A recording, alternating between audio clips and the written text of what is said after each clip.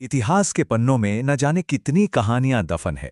लेकिन आज हम बात करेंगे एक ऐसी रानी की जिसके बारे में कहा जाता है कि उसने अपने पति की सल्तनत बचाने के लिए खुद को जिंदा ही आग के हवाले कर दिया।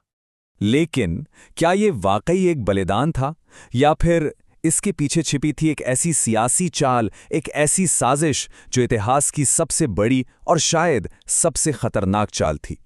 चलिए आज खोलते हैं महाकवि भास के अमर नाटक स्वप्न वासवदत्तम के पन्ने। प्यार, त्याग और कूटनीति की एक ऐसी कहानी जो सदियों बाद भी उतनी ही सच्ची लगती है। इस कहानी की शुरुआत होती है प्राचीन भारत के राजनीतिक मैदान में, जहां दो बड़ी ताकतें एक दूसरे के आमने सामने थी। एक तरफ थे वत्स के राजा उदयन, एक कलाकार जिनकी उंगलियां वीणा पर किसी जादूगर की तरह चलती थीं, और दूसरी तरफ अवंती के राजा चंडप्रद्योत। इनका नाम ही था चंड यानी भयंकर, एक ऐसा शासक जिसकी तलवार की धार जितनी तेज थी उससे कहीं ज्यादा तेज उसकी महत्वाकांक्षाएं थीं। अब देखिए, राजा उदयन की सबसे बड़ी ताकत कोई सेना या हथियार नहीं थी, बल्कि उनकी दिव्य वीणा थी, घोषवती। कहते हैं कि उसके संगीत में ऐसा जादू था कि बड़े से बड़े खूंखार जंगली हाथी भी पालतू बन जाते थे। पर उन्हें क्या मालूम था कि यही कला, यही हुनर उनकी सबसे बड़ी कमजोरी बनने वाला था। चंडप्रद्योत की गिद्ध जैसी नजरें उदयन पर थीं। वो किसी भी कीमत पर उन्हें बंदी बनाना चाहता था, और यहीं से शुरू हुआ छल, प्रेम और राजनीति का वो खेल जिसने इतिहास का रुख ही मोड़ दिया। प्रद्योत ये बात अच्छी तरह जानता था कि उदयन को ताकत से हराना नामुमकिन है, तो उसने दिमाग से काम लिया। एक जाल बिछाया, एक बहुत बड़ा मशीन से बना हाथी जिसे नीले रंग से रंगा गया जंगल के बीच में खड़ा कर दिया गया। हाथियों के शौकीन राजा उदयन जैसे ही उसे वश में करने अकेले आगे बढ़े, वैसे ही घात लगाकर बैठे प्रद्योत के सैनिकों ने उन्हें चारों तरफ से घेर लिया। उज्जैन की जेल में प्रद्योत ने उदयन के सामने एक बड़ी अजीब शर्त रखी।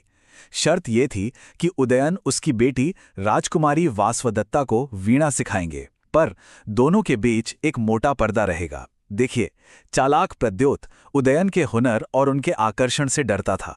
वो बिल्कुल नहीं चाहता था कि उसकी बेटी एक कैदी के प्यार में पड़ जाए। लेकिन प्रद्योत ने एक और चाल चली थी। उसने उदयन को बताया कि राजकुमारी बदसूरत है, और वासवदत्ता को बताया कि उसका गुरु एक कुबड़ा कैदी है। पर्दे के पीछे से तालीम का यह सिलसिला चलता रहा। फिर एक दिन उदयन का सब्र जवाब दे गया। उन्होंने गुस्से में कहा, ओ बद्दी लड़की। पर्दे के उस पार से भी उतना ही तीखा जवाब आया, ओ क्रूप कुबड़े, तू मुझे भद्दी कहने वाला कौन होता है? बस यही वो पल था। पर्दा हटा दिया गया। एक लम्हे की खामोशी, और फिर दो नजरें मिली। और जानते हैं क्या हुआ? वो साली नफरत एक ही पल में पहली नजर के प्यार में बदल गई।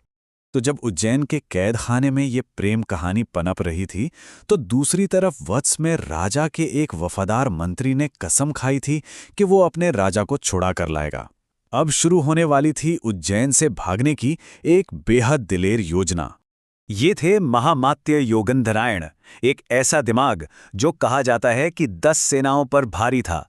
कूटनीति और जासूसी के इस माहिर ने प्रण लिया था कि वो अपने राजा को वापस लाएगा, चाहे इसके लिए उससे कोई भी कीमत क्यों न चुकानी पड़े।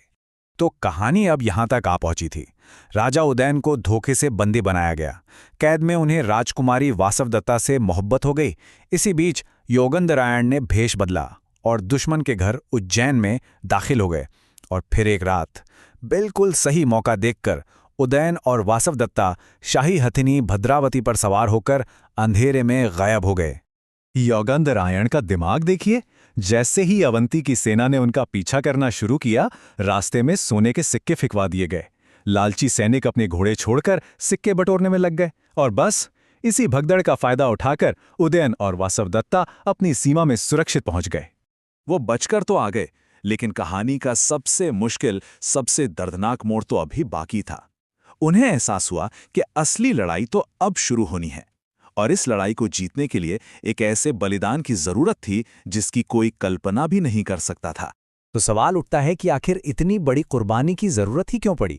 देखिए, हुआ ये कि राजा उदयन वासवदत्ता के प्यार में इतने डूब गए थे कि वो अपना राजधर्म, अपनी जिम्मेदारियां सब भूल बैठे थे। और जब राजा कमजोर पड़ता है तो दुश्मन फायदा उठाते हैं। दुश्मन राजा आरुणि ने हमला किया और उनका बहुत सा राज्य छीन लिया। अब सल्तनत को बचाने का सिर्फ एक ही रास्ता था, पड़ोस के ताकतवर राज्य मगध से सैन्य गठबंधन। लेकिन मगध के राजा की एक ही शर्त थी कि उदयन को उनकी बेटी राजकुमारी पद्मावती से शादी करनी होगी।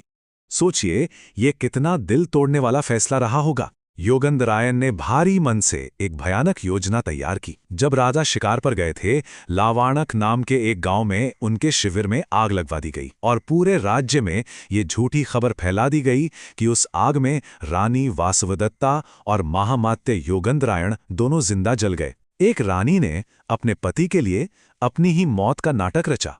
उदयन तो पूरी तरह टूट चुके थे, लेकिन इसी गम के बीच राज्य को बचाने के लिए उन्होंने पद्मावती से विवाह कर लिया। फिर एक रात उन्हें सपने में वासवदत्ता दिखाई दी। वो नींद में ही उनका नाम पुकारने लगे, वासवदत्ता, वासवदत्ता। वो बेचारे ये नहीं जानते थे कि असल में वासवदत्ता भेष बदलकर पद्मावती की दासी बनकर उसी कमरे में मौजूद थीं। उन्होंने आगे बढ़कर राजा का लटकता हुआ हाथ धीरे से बस्तर पर रख दिया। राजा को लगा कि सपने में ही वासवदत्ता ने उन्हें छुआ है। वो बस एक सपना था या शायद नहीं। कहते हैं ना, हर त्याग का फल मिलता है। अब समय आ गया था उस कुर्बानी का इनाम पाने का, जीत का, और उस मिलन का जिसका हर किसी को इंतजार था।